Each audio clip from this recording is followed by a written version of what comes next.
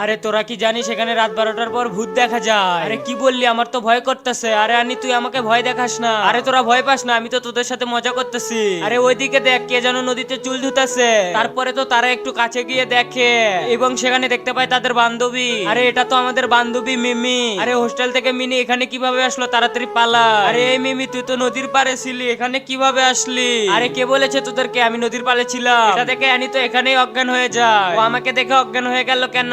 আরে আনি তোকে তো একদম পেতনির মতো দেখাচ্ছিল, আর তুই তো ওখানে চুল ধুচ্ছিলি। আরে তোরা পাগল নাকি? এত রাতে আমি ওখানে কি করতে যাব? আরে মিথ্যা কথা বলছিস কেন? আমি ভালোভাবে দেখেছিলাম তুই ছিলি। তোরা আবার সত্যিকারের ভূত দেখিসনি তো? আরে আমাদের হোস্টেল তো আগে কবরস্থান ছিল, আর সেটা ভেঙেই তো এই হোস্টেলটা বানানো হয়েছে।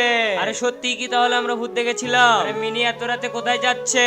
তারপরে এই তিনজন তো মিনিকে ফলো করে। আরে মিনি তুই এখানে কি করছিস? আরে তোরা এদিকে দেখ, ওরা ওদিকে যাস না। আমি মিনি, ও মিনি না।